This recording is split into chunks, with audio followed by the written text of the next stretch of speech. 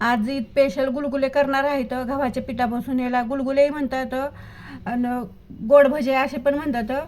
रेसिपीला सुरुवात करू.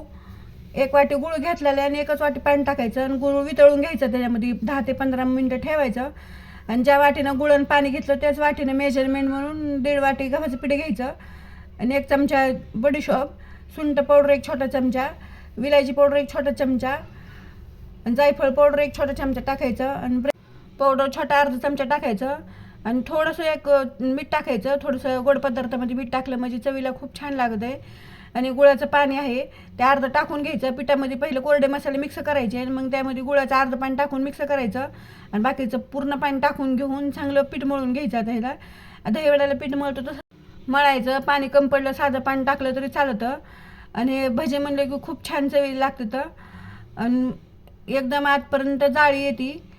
हे गव्हाच्या पिठनं कसं करते तर आपल्या बाहेरनं काही सामानांची गरज नाही आहे. घरात जे उपलब्ध सामान आहे त्यामध्येच करायचं. तेल गरम करायला ठेवलं आहे आणि तेलामध्ये थोडंसं पीठ टाकून बघायचं. जास्त कडक तेल तापवायचं नाही आपल्याला.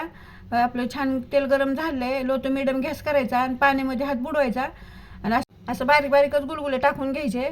तेलामध्ये फुगत येतं आणि आतमध्ये जाळी खूप छान असे गुलगुले होत येतं.